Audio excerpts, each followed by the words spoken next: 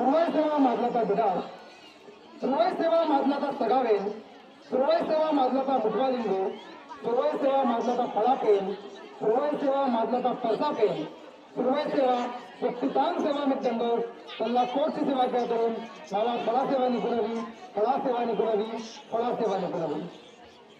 शहरात वास करणाऱ्या प्रकृती शक्तीला अभिवादन करतो.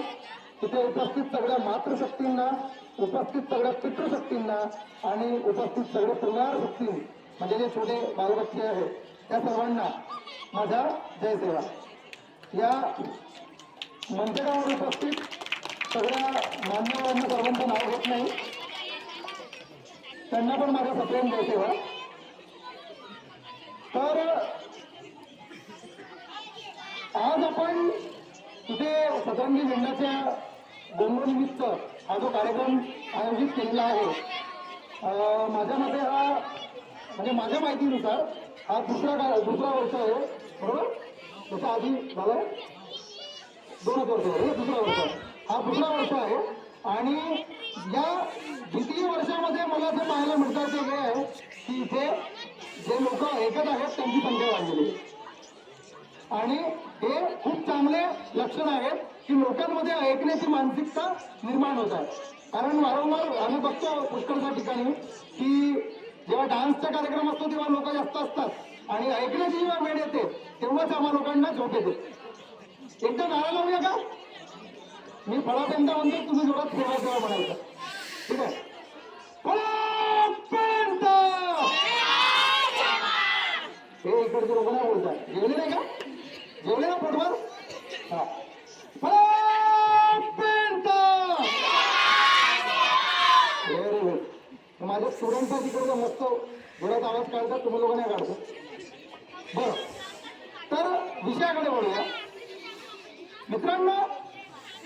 आपण हे जे कार्यक्रम साजरे करतो या कार्यक्रमाच्या संदर्भामध्ये मला एक म्हणावं असं वाटतं की आपण जेव्हा कार्यक्रम जे काही कार्यक्रम आपण आपल्या प्रयत्नातून उभे करतो या कार्यक्रमांच्या मागे एक उद्देश असतो आणि तो उद्देश असा आहे की ज्या लोकांना आपल्या अधिकारांची जाणीव नाहीये, ज्या लोकांना आपल्या संदर्भात असलेल्या वेगवेगळ्या गोष्टी ज्याच्यामध्ये शैक्षणिक व्यवस्था झाली, त्याच्यानंतर आर्थिक व्यवस्था झाली, त्याच्यानंतर इतर गोष्टी सामाजिक क्षेत्रामधल्या ज्या गोष्टी आहेत त्या व्यवस्थेच्या संदर्भामध्ये आपल्याला जेव्हा अजाणतेपणा असतो तर या कार्यक्रमांच्या माध्यमातून आपण काय करतो की या कार्यक्रमांच्या माध्यमातून आपण त्या गोष्टी जाणण्याचा प्रयत्न करतो आणि इथे येणारे जे लोक आहेत त्यांना सांगण्याचा प्रयत्न करतो.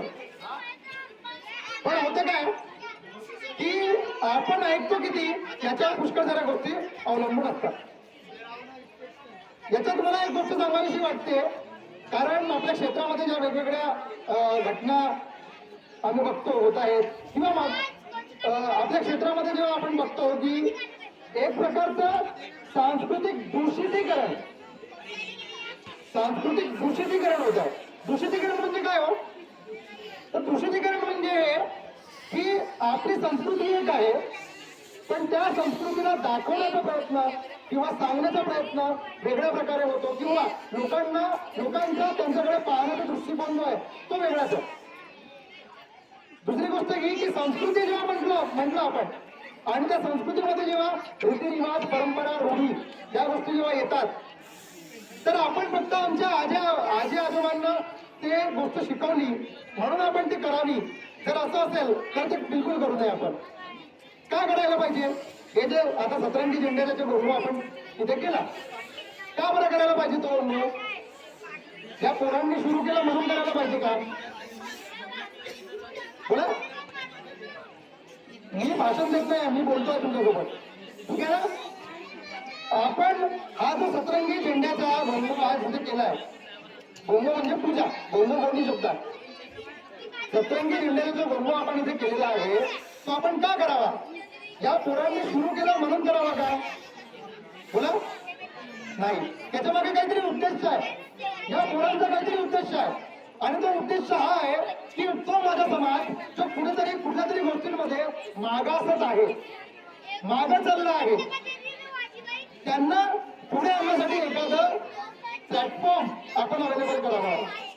लोकांना एकत्रित करावं. आता तुम्हाला एखाद्याला म्हटलं असतं की चला इथं आपण सर्व लोक असं रोज रोज जमा होऊ, तर तुम्ही रोज रोज जमा व्हाल का? व्हाल का? नाही. या कार्यक्रमाच्या अनुषंगाने तुम्ही जमा झाले. आता जमा झाले तर तुम्ही नुसतं डान्स पाहण्यासाठी जमा झाले का? नाही. आपल्याला काहीतरी ऐकायचं आहे. इथे इथे लोक येतात, त्यांच्याकडून काहीतरी ऐकायचं आहे. मग ऐकण्याची क्षमता आणि ऐकण्याची ताकद, दोन गोष्टी बोलतोय. ऐकण्याची क्षमता आणि ऐकण्याची ताकद दोन्ही आपल्यात असली पाहिजे. आहे का? कारण क्षमता म्हणजे काय? क्षमता म्हणजे बसायचा. आणि ऐकण्याची ताकद म्हणजे काय? तर ज्या गोष्टी आम्ही सांगत आहोत त्या गोष्टी आत्मसात करून आपल्या पिढीला, आपल्या लहान बालगोपाळांना तुम्हाला ती गोष्ट सांगता आली पाहिजे. तर या सगळ्या गोष्टींचा कुठतरी अर्थ राहील. मी तुम्हाला एक गोष्ट सांगतो. बच्चों शांत हो जाओ, सारे बच्चे शांत हो जाओ. हाँ, अभी मैं एक कहानी बता रहा हूँ, ठीक है? वो कहानी सुनना है तुमको. तो गोष्ट अशी है, एक व्यक्ति ने एक एक्सपेरिमेंट करने की कोशिश की. क्या करने की कोशिश की? एक्सपेरिमेंट करने की कोशिश की. क्या एक्सपेरिमेंट था बताओ? एक्सपेरिमेंट यह था कि वो व्यक्ति ने 10 बंदरों को, किनको? 10 बंदरों को एक रूम के अंदर बंद कर दिया. क्या किया? Very good. ये ऑडियंस सही है. ये लोग जवाब नहीं दे रहे, ये लोग जवाब दे रहे. हाँ, तो क्या किया? 10 बंदरों को एक रूम के अंदर बंद कर दिया. और क्या किया?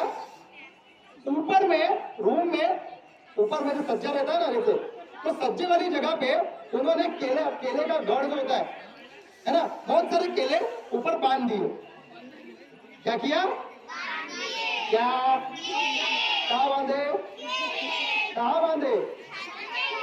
ऊपर बांधे. ठीक है. तो ऊपर उन्होंने क्या किया? केले ऊपर बांध दिए और वहां पे सीढ़ी लगा दी. ठीक है, सीढ़ी लगा दी. अब क्या होगा?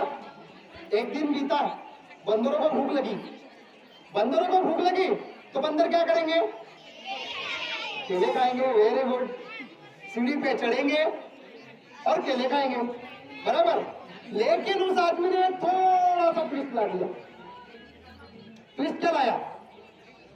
वो केले जहां बंधे हुए थे ना, वहीं पे गर्म पानी का एक बड़ा सा मटका रख दिया.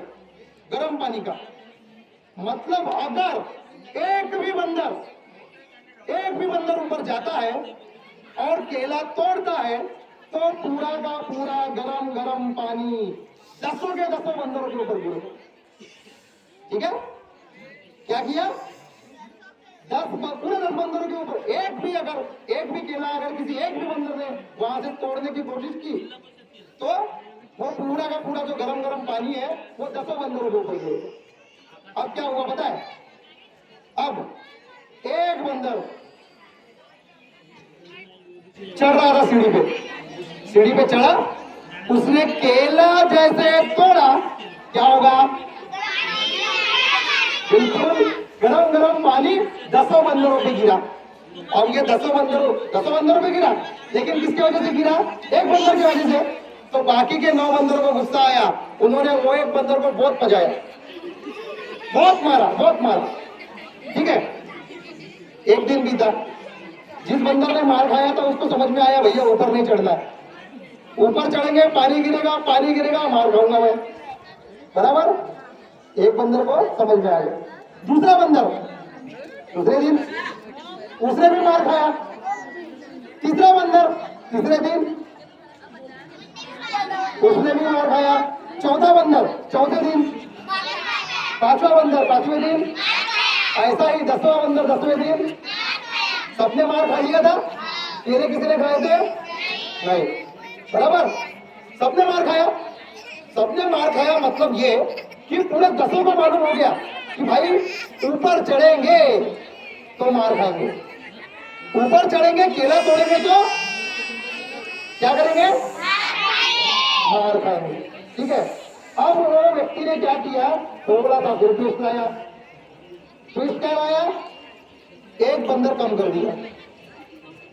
क्या किया, तो पुराने कितने बंदर रह गए अंदर, अब नया एक बंदर डाल दिया।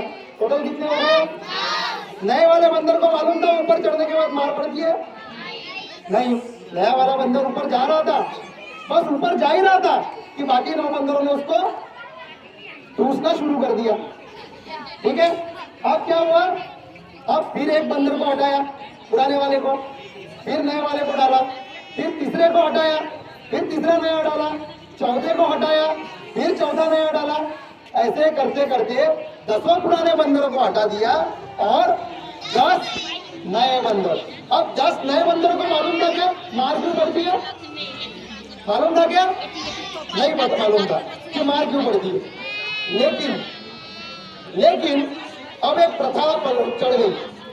वो प्रथा कौन सी चढ़ गई, प्रथा ये थी कि सीढ़ी के ऊपर पैर रखा कि मार पड़ेगी। क्या होगा, कब मार पड़ेगी, बराबर।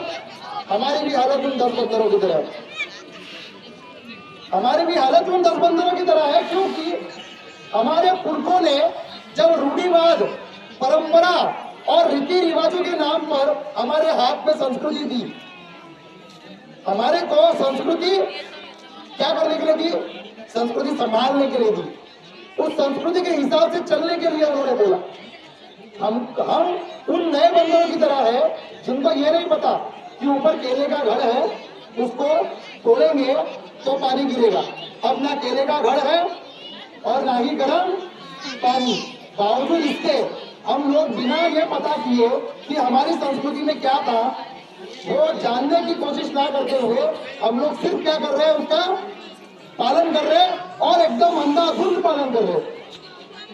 हमको अंधाधुंध पालन नहीं करना है, हमको संस्कृति के हिसाब से चलना जरूर है, हमको संस्कृति के हिसाब से आगे बढ़ना जरूर है, हमको संस्कृति को बचाना जरूर है, लेकिन संस्कृति को बचाते हुए उस संस्कृति के पीछे, उस रीति रिवाज के पीछे उस रूढ़िवाद के पीछे जो कारण है, वो कारण जानने की ताकत, वो कारण जानने की इच्छा और वो कारण जानने का प्रयास, तीनों हम लोगों को करना चाहिए। ताकत हमारे अंदर होनी चाहिए, प्रयास हमने करना चाहिए और इच्छा हमारी होनी चाहिए कि हम उन रूढ़िवादों को, उन परंपराओं को समझे और जाने। अभी फरवरी में कचारगढ़ की यात्रा जो है वो शुरू होगी, सबको पता है, पर वो कचारगढ़ की यात्रा भरती क्यों है कई लोगों को नहीं पता। लोग जाते हैं, मैंने बताया ना हमारी हालत उन 10 नए बंदरों की तरह है। किसने तो शुरू कर दी यात्रा, अब वो यात्रा में जाते हैं करके हम भी यात्रा में जाते हैं, पर क्यों जाते हैं, हमारा क्या नाता है उस कचारगढ़ से, क्या हुआ था कचारगढ़ में, वो किसकी जगह है, कौन थे वहां पर, इस बारे में जानने की कोशिश अगर हम नहीं कर रहे हैं और सिर्फ जाकर मेला घूम के आ रहे होंगे तो कोई जरूरत नहीं बन जाने की, क्योंकि वो हमारे पुरखों की जगह है, वो हमारे पूर्वजों की जगह है, वो हमारी संस्कृति के उगम का स्थल है। अगर संस्कृति के उगम के स्थल में संस्कृति को जानने की कोशिश नहीं होगी तो जाना तो वेस्ट हुआ, है ना।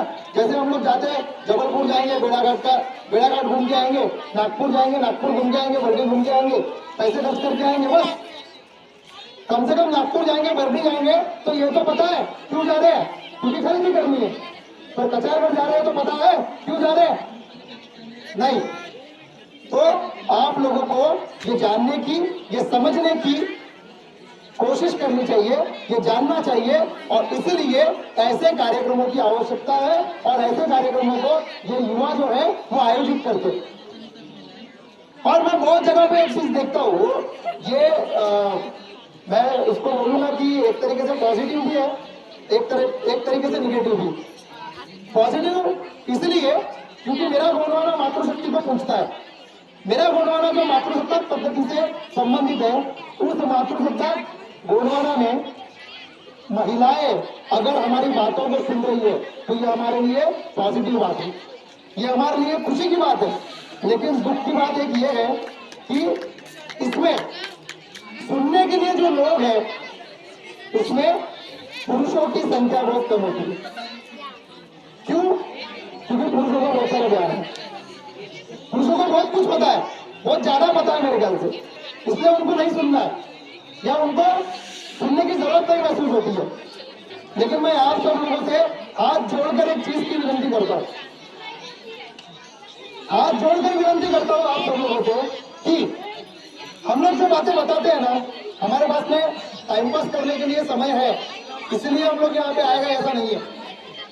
हम लोग यहाँ पे जो चीजें बताना चाहते हैं वो आप सुनकर दिमाग में डालो, समझो और अपने बच्चों को बताओ, क्योंकि आपके बच्चे जो है वो छोटे हैं ये बातें समझने के लिए। लेकिन अगर आप रोज रोज उनको ये बातें समझाएंगे तो कहीं ना कहीं आपको ये आपकी जो आने वाली पीढ़ी है ये बातों को समझेगी।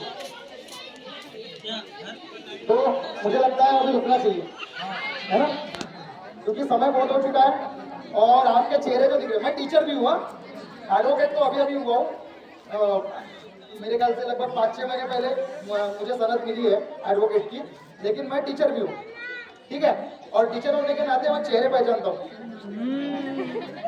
मेरी बात कौन सुन रहा है, किसके दिमाग में जा रहा है, मेरे स्टूडेंट्स लोगों को पता है कि मैं फट से पहचान जाता हूँ। हाँ आदिति सुन रही है ठीक है, ठीक है, अभी ज्यादा वक्त नहीं लेता, मैं मेरी वाणी को विराम देता हूँ। बस इतना ही कहना चाहूंगा, संस्कृति के विषय में मैंने जितनी भी बातें बोली है आप लोग उसको दिमाग में रखो। जब भी जरूरत पड़ेगी आपको संस्कृति के बारे में कुछ भी जानना हो, जितना मुझको पता है उतना पूरा तुमको बताऊंगा, बस पूछने की जरूरत है, ठीक है। उसके बाद संवैधानिक अधिकारों के लिए कुछ जरूरत है तो एडवोकेट मुकेश पदनाम आपके लिए हाजिर है, ठीक है। आपके ऊपर में किसी भी प्रकार का अन्याय या अत्याचार होता है, एडवोकेट मुकेश पदनाम हाजिर है, ठीक है। बस यही बात बोलता हूँ। आखिर में एक कविता मैंने जो लिखी है, मैं बहुत जगहों पे बोलता हूँ, यहाँ पे भी पिछले साल बोली थी और एक बार बोलता हूँ और अपनी वाणी को विराम देता हूँ। तो कविता ऐसी है, गोंडवाना के सभी शहीदों को समर्पित ये कविता है, और कविता कहती है, उस दिन जो किया था तुमने दोहरा न पाया आज तक कोई, उस दिन जो किया था तुमने दोहरा न पाया आज तक कोई, तेरी वीर गति को सुनकर गोंडवाना की जनता रो, तेरी वीर गति को सुनकर गोंडवाना की जनता रो, तेरी वीरता का बखान पल पल ये इतिहास करेगा।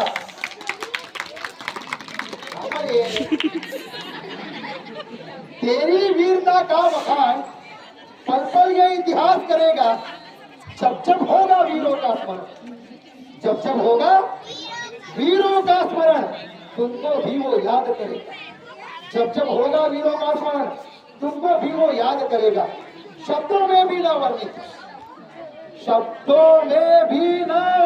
हो ऐसी तेरी वीर गाथा है, शब्दों में भी ना वर्णित हो ऐसी तेरी वीर गाथा है। और तेरी उस वीरता के आगे यह सोडुम शीश झुकाता है, यह सोडुम शीश झुकाता है। गोंडवाना गणराज्य भारत, जय सेवा जय गोंडवाना। और